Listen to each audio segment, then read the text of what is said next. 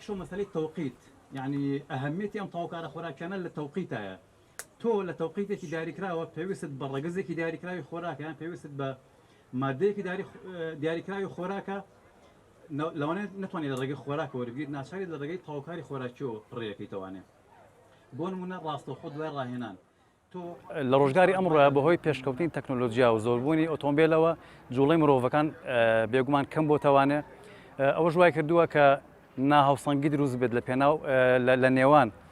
ئەو خۆراکی کە مرۆڤەکان ئەیخۆن و لەگەڵ ئەو جوڵایە کە سەرفێکەن بۆیە بە پێویستمان زانی کە ئێمەش لێرە سیمینارێک پێشکەشکەین لەو بارەیەوە زانیاری کۆمەڵک زانیاری ببەخشین بە خەڵکێم ناوچەیە لە ڕاهێنەران و لە یاریزانان و لە خەڵکی ئاسایش لەبارەی خۆراک و تاوکارە خۆراکیەکانەوە گەردیلەکانی بڵێن درشترە لە دوو جۆرەکەی تر یاخود لە ڕەمەزانانە زیاتر لێرە بەناوبانگە دوای ئەخیر ساڵانێ بە چەند جارێ سیمینارێکەکەین بۆ ئەو مامۆستا پێشکەوتوانێک کە لە بواری خۆراک و تاوکارە خۆراکیەکانە و لە بواری زانی ماسوولکەشدا ئەم سیمینارانە ئامادەیەکەین بۆ وەرزشکارانی شاری دەربەنیخان وەکو سنتری چالایی گەنجانی دەربەنیخان فترەیەکە ئەو خواردنانەی نەخواردووە خواردنێکی نەخواردووە کە چاوری تیاگە ئەوەی کە تۆ هەفتەی جارێک وەری بگری یاخود دەڕۆژ جارێک وەری بگری یان هەفتەی دوو جار وەری بگریت تایبەتمەندی لەشی خۆت بڕیارەیە ئەوەی کە بڕەکەیان کەمە مانای ئەوە نیە کە شتێکە پێویست بۆ ئێمە زۆر جار نەقسی یەشێک لەو ڤیتامینانەیە یەشێک لەو کانزایانە ئەبێت ئەوەی کە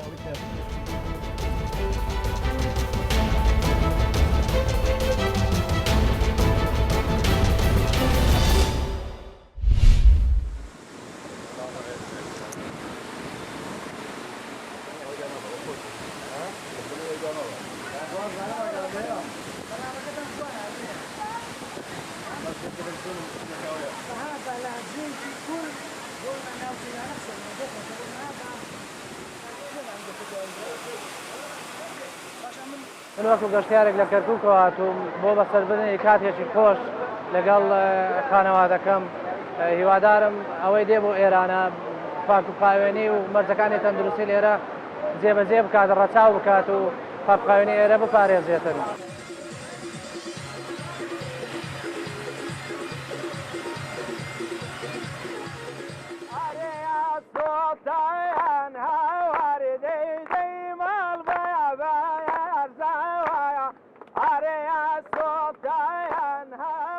بەڕاستی یعنی کەشوهەوایەکی خۆش کەشوهەوایەکی ئارام شوێنێکی دڵگیر بەڕاستی ئەوە ئەو شۆ دووشەوە دەمینێنەوە لێرکانە لە بۆ کات بەسەربردنێکی خۆش بەڕاستی یەک داواکاریم هەیە لەو خەڵکەی کە دێتە ئێرکانە پابەندی بەو ڕێنمایانەی کە پاک و خاوێنی بپارێزی بەڕاستی یعنی هەتا برێ شوێنێکی دڵگیر شوێنێکی خۆش ئارام بەخش یعنی وەسف ناکرێتن بەڕاستی.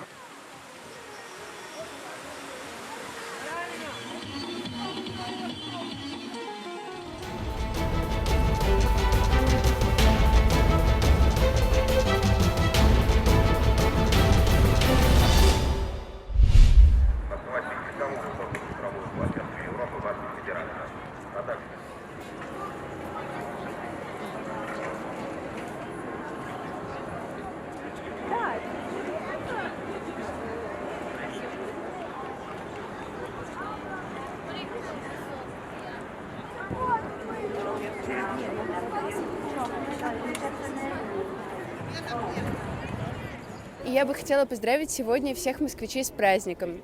К сожалению, мы находимся в условиях пандемии, поэтому никаких крупных мероприятий не проводится. Но, как вы можете заметить, на улицах много людей, но все они соблюдают меры по безопасности, носят маски, перчатки,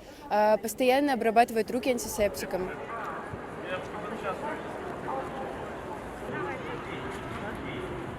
Сегодня в этот знаменательный праздник вся Москва украшена яркими красками, наполнена. Но, к сожалению, в условиях пандемии все концертные программы отменены, но это все не является помехой, чтобы гости столицы, граждане Российской Федерации прогулялись по самому центру Москвы и ощутили незабываемые эмоции, провели прекрасный день и наслаждались архитектурой великой России.